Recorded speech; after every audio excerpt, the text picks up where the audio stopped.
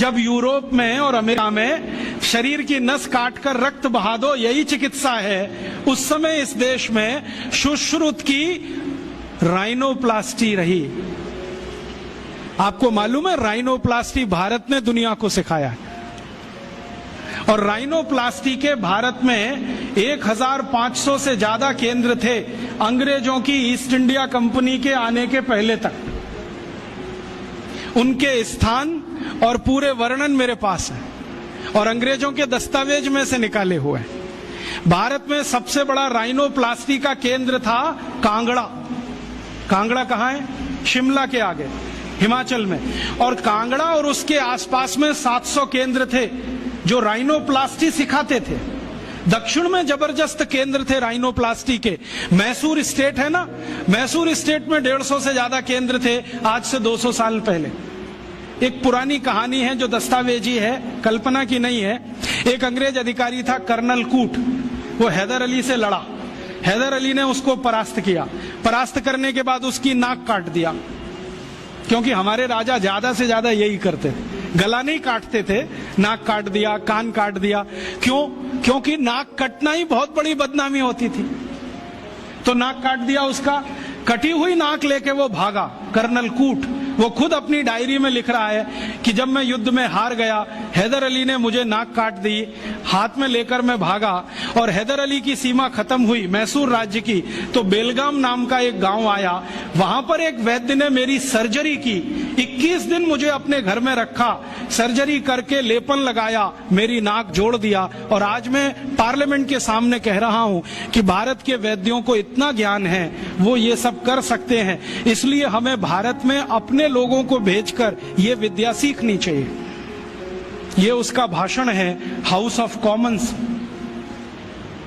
तो कर्नल कूट के इस भाषण को सुनने के बाद अंग्रेजी सरकार ने तय किया, चलो कुछ लोगों को भेजो।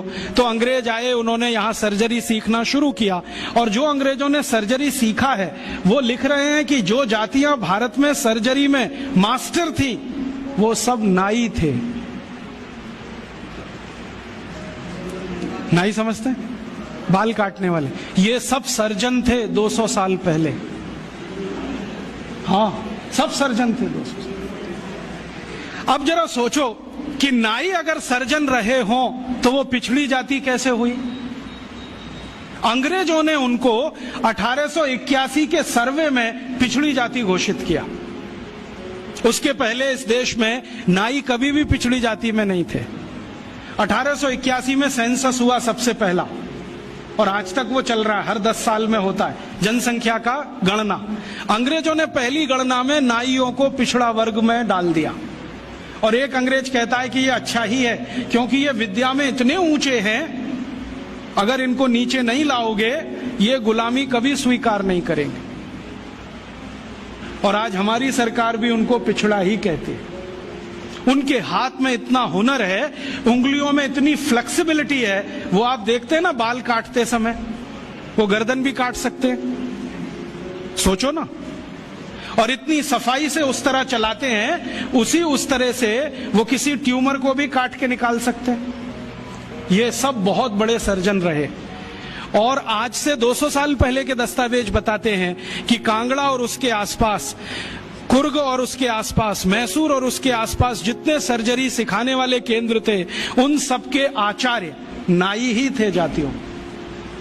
ये सब सर्जन थे। और इन्होंने जो सर्जरी सिखाई है वो हिंदुस्तान के गांव-गांव फैलाई। फिर अंग्रेजों ने क्या किया, ये जो सर्जरी सिखाने वाले केंद्र थे, इन सबको गैर कानूनी घोषित कर दिया। एक कानून बनाया जिसका दुर्भाग्य से नाम है इंडियन एजुकेशन एक्ट। उसमें इंडियन कुछ भी नहीं है, नाम उसका इंडियन एजुकेशन एक्ट। उस कानून में उन्होंने ये तय किया कि भारतीय विद्याओं को सिखाने वाले जितने भी केंद्र हैं वो सब गैर कानूनी। तो उन पे ताले डलवाए गए, नहीं डाले तो मरवाया गया, उनको आग लगवाई गई, कितने लोगों को जिंदा जला दिया। वो कहानी सुने तो आपकी आंखों से आंसू निकल आए। ये अत्याचार 100 साल हुआ, उसमें ये विद्या खत्म हो गई। और फिर बेईमान अंग्रेजों ने क्या किया कि यहां से सर्जरी सीखा और उनके अपने रिकॉर्ड्स में वो सब है हिंदुस्तान को यह बताया कि देखो हम तुम्हें वापस सिखा रहे हैं।